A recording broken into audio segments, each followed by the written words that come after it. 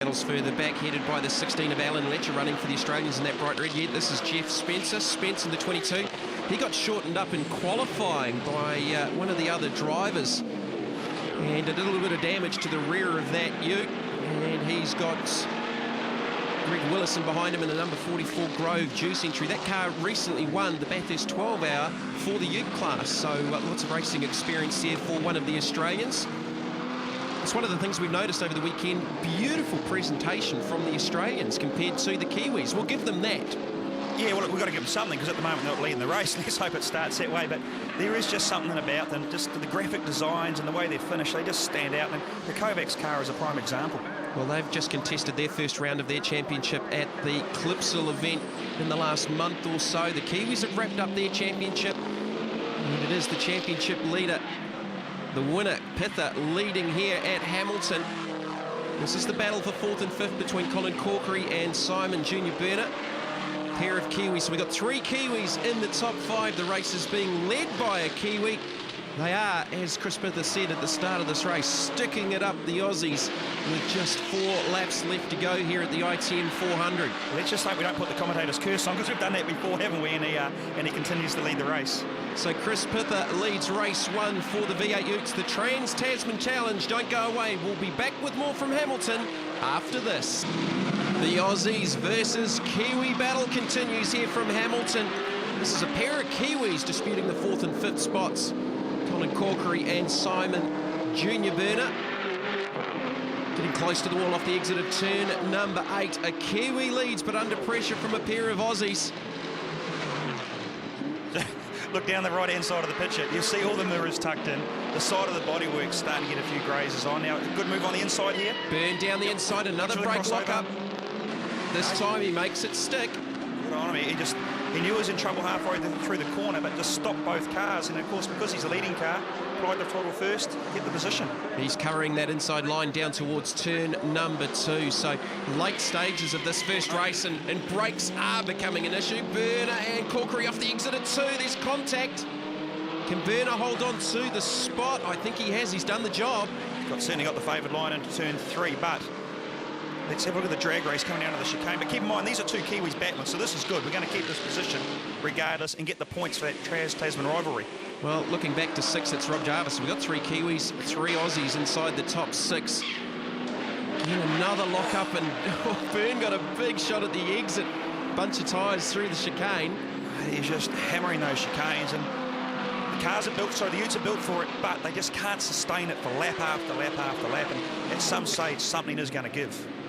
Just looking at their lap times, they qualified in the 1:40 bracket, and the top speed on the main straight here for the Utes was 196 km an hour. I know standing there on Friday at the track that they were in the 187s, 188s, so they've definitely picked up time as rubber's gone down and they've got more confidence with this racetrack.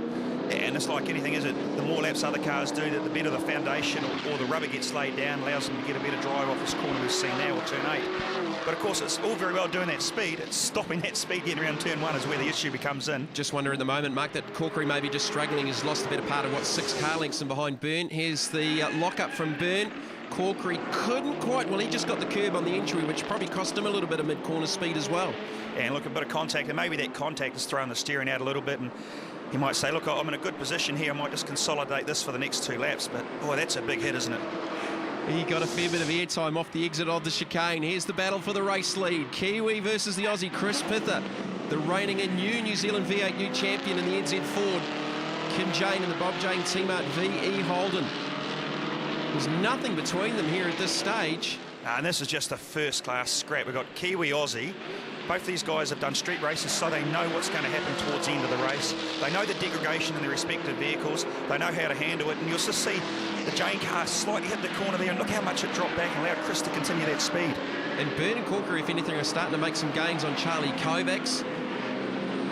It's the 44 going through shot now. I think that car may be down a lap, just struggling with some issues from earlier on in the race. So our 6th place car will be the captain, Rob Jarvis, in the number 17. To be fair, it's an Australian. Doesn't matter if it's a lap down, does it? On board with Robert Jarvis in the 6th position. So indeed the number 44, Greg Willis, is now a lap down. Oh, listen to the big down changes, and the reason that is because they put the foot on the brake and realise these things aren't stopping as well as it was lap 2 and 3. So they just keep changing down gears, and the more gears you change down, the faster the vehicle stops. What it does, it puts the load through the gearboxes and the engines. The goal is it helps you slow down. The bad news is at some stage it can create problems with engine failures. So taking a ride there with Robert Jarvis. There's Kovacs in the 3rd position, 196 kilometres an hour on the radar. Byrne and Corkery burn sideways out of the first turn. That's what we know from the Utes. They get sideways, they provide lots of action, but Mark, honestly, you've got to say they've been a little bit quiet for their first race. I'm staggered because we've seen some other races where there's been total carnage, and then you throw in street circuit, you throw in concrete barriers, you throw in Aussie versus Kiwi. I would have thought there would have been a lot more carnage, but full credit to the guys, they're getting through it quite clean. Well, let's go the other direction. They are doing a great job keeping them straight and keeping the racing entertaining, but carnage-free right now for the first race for the Trans-Tasman V8 Ute Challenge here from the ITM 400 in Hamilton. Pith has just extended a little bit on Jane. We saw him lose a little bit of time out of the chicane on the previous lap. Do you think Jane's conceded this position, saying, look, second place is better than not finishing at all? Look at the attitude of the car out of line red. He was just sideways. He's trying to gain some time on Pither. He's made up some huge gains over the back of the circuit into ITM turn 6. And where he's making all these gains is in these heavy loadings for the braking. So maybe that VE Commodore is starting to come into its own. Now, Pither, this is critical. This is between 6, 7 and 8. Get through here, but turn 8, he's got to get a nice clean run on, because if he falters through this part, he's going to allow that Jane car just to get that slight run down the inside. We had a big brake lock-up as that was Graham Senior Burner going through on the lapped number 44 of Willis. That's George Elliott going through in the Victoria Coffee car. Simon Grace back there with the headlights on and the white. Now listen to the front straight. Chris has got the 3rd line, he's got the inside. Now, whoa, he's come across, he's got him! Around the outside. How many people have done that at Hamilton? Look, I can only think of one other person, and that's me, but that's beside the point here. Oh, let's not go there. Wow, that was sensational, because Chris had the inside running.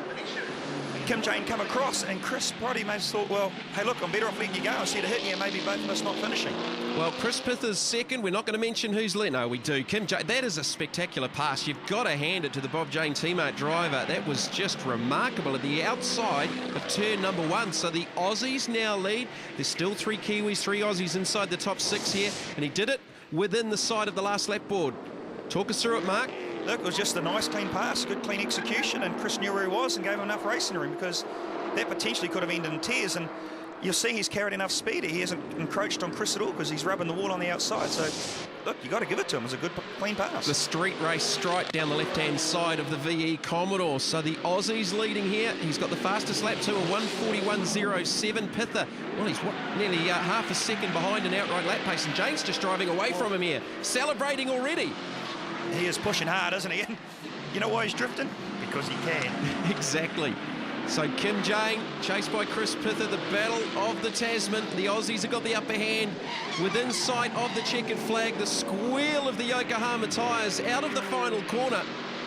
It's going to be the Aussies. It hurts me to say, but the Australians are going to win the first race for the Trans-Tasman V8 Ute Challenge. Chris Pither a fighting second, and a huge gap back to Charlie Kovacs in 3rd with the green headlights on. But the opening honours to the Aussies at the checkered flag. Byrne will finish ahead of Corkery. So Kim Jane winning the first race for the V8 Utes here at Hamilton. 0.7 of a second clear of Chris Pither. Charlie Kovacs in 3rd ahead of Byrne, Corkery and Jarvis. Matt Lockwood back there in the 7th position. Entertainment, Simon Grace in 11th, Jeff Kernahan in 15th. That's how they finish for the first race for the V8 Ute Trans-Tasman Test.